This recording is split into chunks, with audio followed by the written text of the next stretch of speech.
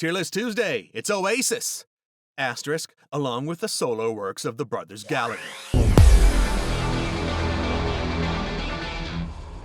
It's been 15 years since their sudden Paris breakup, but recently the animosity between the brothers has shown meaningful signs of subsiding. And now, the word on the street, and in the Rolling Stone, and the New York Times, and Spin, and NME, and The Sun, and The Mirror, and The Daily Record, is that an Oasis reunion is happening in 2025. These are the dates that are already confirmed, and according to Liam, the tour is looking to add non-European dates to the tour as well. A 30th anniversary expanded deluxe edition of their 1994 debut, Definitely Maybe, is scheduled for this Friday, August 30th, and from what I understand, it's going to be much better than the 20th anniversary version. So let's have an Oasis tier list, starting in 1994 with Definitely Maybe. There are those who say this was when Britpop began, even though Blur already existed, Suede already existed, I think Pope already existed, grunge already existed before Nirvana's Nevermind. But all of a sudden, everybody was like, grunge, grunge, grunge, grunge. Definitely Maybe did the same thing with Britpop. It really wasn't the first thing.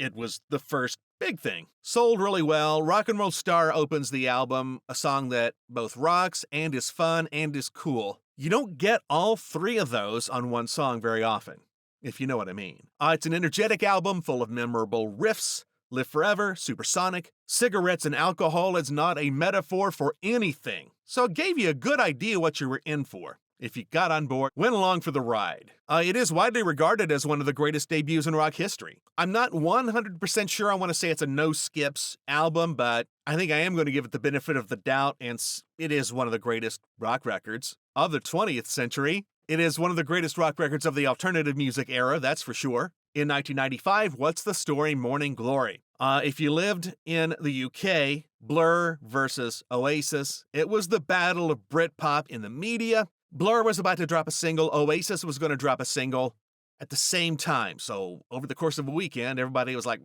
what's going to happen? Blur won that weekend, but over the course of time, it became very clear that Oasis created a legacy. We're one of the biggest bands in the world. Don't Look Back in Anger, Champagne Supernova came from this album. Wonderwall is one of only 99 songs that have surpassed 2 billion streams on Spotify. There are only 2 songs older than Wonderwall. Above it, Every Breath You Take by The Police and Smells Like Teen Spirit by Nirvana. It is rock anthems. It is ballads. It is versatile. It has also appeared on multiple lists of the greatest albums in rock music. At the 2010 Brit Awards, it was named the greatest British album since 1980. It has sold over 22 million copies worldwide, 5 million in the UK alone. It is one of the best-selling albums of all time, by the way. So, surprise, surprise. 1997, Be Here Now. An ambitious, larger-than-life album with over-the-top production, longer than normal songs. Is it just me, or is All Around the World an attempt at making a better Beatles song? Do you know what I mean? Is on this album. Stand By Me is on this album. Big hits, big singles, a #1 album in several countries. So why do people love to hate this album so much? Well, it followed one of the biggest rock albums of all time, that's why. It's not a bad album, it's overly ambitious, that's for sure. It's an attempt to make a bigger, better album instead of moving on, instead of trying something new. Of course, if they had moved on, people would have said, this doesn't sound like Oasis. It is an underrated, underappreciated album. It's not a classic, but you know what? It's still a great album if you just listen to it on its own merits. In 1998, it was followed by the B-Sides compilation, The Masterplan. B-Sides that had backed up all of the singles from the previous 3 albums. You had to know someone from Japan to get a lot of these up to this point. A lot of people had never heard Acquiesce until they performed it on Saturday Night Live. Half the World Away is on this. There are a lot of great songs on this. Their live version of I Am the Walrus, they chopped it down a little bit for length. It took a couple minutes out of it. If you are a fan and you don't have this, why? You're missing out on a really solid collection. In the year 2000, it was Standing on the Shoulder of Giants. This is so the band decided, okay, maybe we should try to do something a little on the newer side. It's a darker, more introspective album. It's a little more electronic maybe than you might expect from an Oasis album. Go Let It Out's on there, a very Beatles-esque song. It's a decent song. It was #1 song in the UK. As an interesting aside, Walmart refused to carry this album because of the opening track, In the Bushes. which is an instrumental. Said fucking on the album, so there you go. This album does have its moments. It's a transitional album. Lineup changes, so we're getting used to some new people. There was discord among the members of the band, so not everybody was playing nice. And a lot of times that really does affect the music. This was the first Oasis album that was just okay. That's why that category is there. Okay. The live album, Familiar to Millions, recorded at Wembley, so good crowd.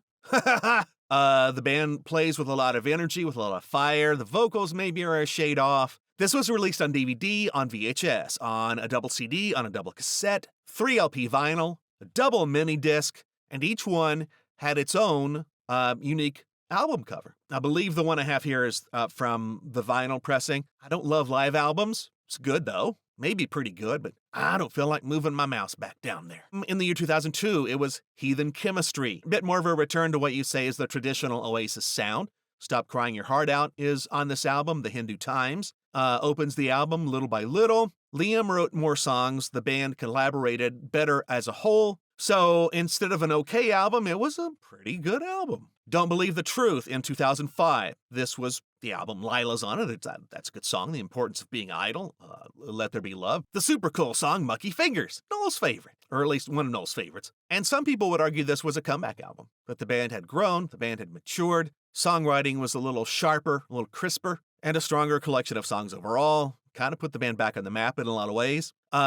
This album, or at least parts of it, leaked ahead of time, which was a common problem in 2005, 2006, 2007. That happened to Fiona Apple as well, and then she released a version of her album that was quite a bit different. Again, a pretty good album. The first Best Of compilation, Stop the Clocks, dropped in 2006. Noel decided to pick the songs because he didn't want the record company to decide what the best of Oasis is. Better the devil you know, so to speak. If you're new to the band and you want to have a pretty good collection, this is probably the better of the 2 best of collections that were released. In 2008, the final studio album in the Oasis discography, Dig Out Your Soul, was released. It didn't really sell very well. It was darker. It was more psychedelic. It was just not really all that well received by most people except me, who thought it was a great album. The Shock of the Lightning is a jam, or as the kids would say these days, a banger. That's kind of how their studio albums wrapped up for me anyway. I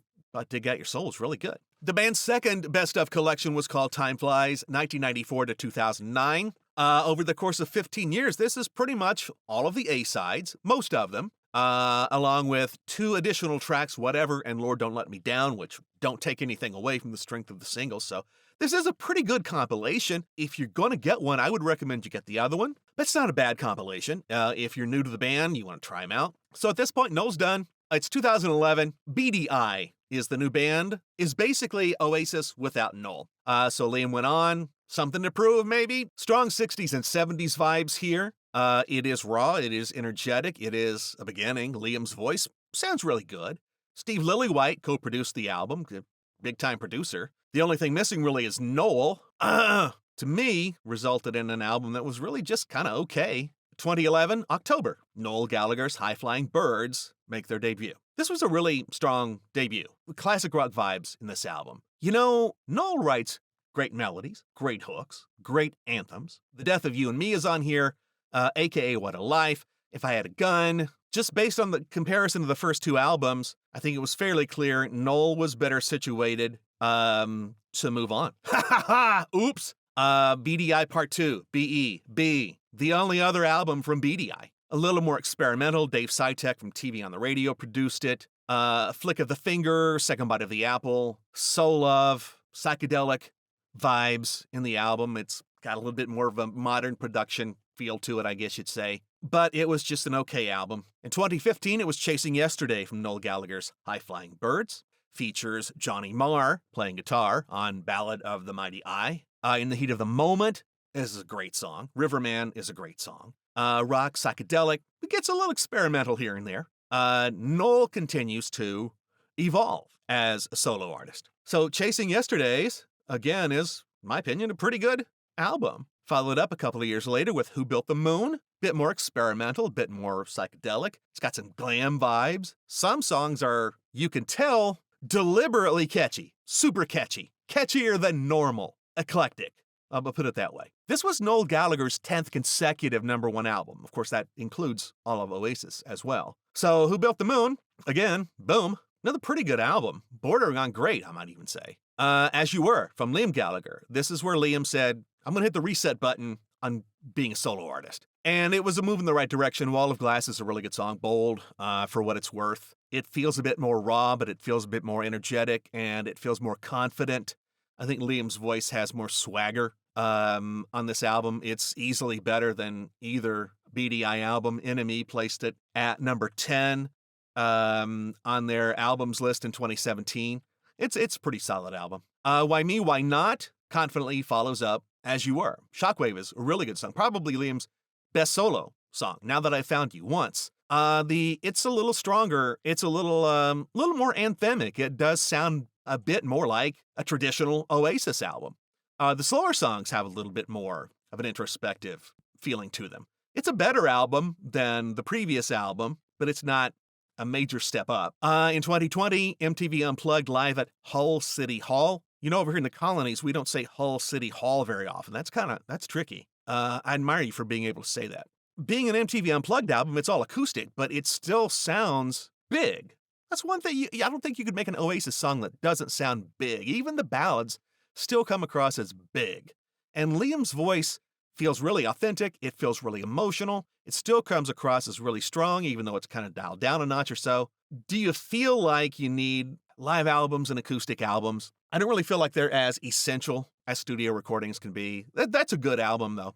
Back the Way We Came, Volume 1, 2011 through 2021, Noel Gallagher's High Flying Birds, their best of album. And it's packed. I mean, it really makes you realize Noel's a really good songwriter. Flying on the Ground, and We're on Our Way Now, a couple of additional tracks that were, a couple of newer songs that were added that don't take anything away. They don't feel like leftover, padded out tracks. This is a great compilation. In 2022, Liam released Come On You Know, third solo album. It feels classic rocky. It feels modern. It feels, everything's electric is how it feels. My favorite track on the album is Diamond in the Dark. What you would hope it would be, a mix of anthems and, more personal, introspective tracks. This was Liam's best solo album, which is, again, a pretty good album. Council Skies from Noel Gallagher's High Flying Birds in 2023. Pretty Boy, Easy Now, Open the Door, See What You Find. That's one of the best rock songs of the year in 2023. Johnny Marr played guitar on a few of the tracks. If you get the deluxe edition, you get Robert Smith playing guitar and piano on a remix of Pretty Boy. Start to finish, I would say this is Noel Gallagher and Noel Gallagher's High Flying Birds' best album. And it dropped just earlier in 2024, Liam Gallagher, John Squire. Liam teams up. It's billed as a fully collaborative effort between Liam and, former Stone Roses guitarist John Squire. Your genre's been around for a generation or so when people refer to the music you make as fill in the blank revival. So welcome to Britpop Revival, starring Liam Gallagher and John Squire. 2 songs were released ahead of the album. I liked them both, so I thought this album was going to be really good. Just Another Rainbow and Mars to Liverpool, I thought was a really good track, but I just didn't love this album. I thought it was just okay. Maybe my expectations were just bonkers high. Sometimes that's how that ball bounces. Anyway, hopefully there's new music from Oasis next year. The tour should be big news. Another band that's having a big tour right now is Green Day. If you want to run down my tier list with that band, it's right up there. Thanks for watching.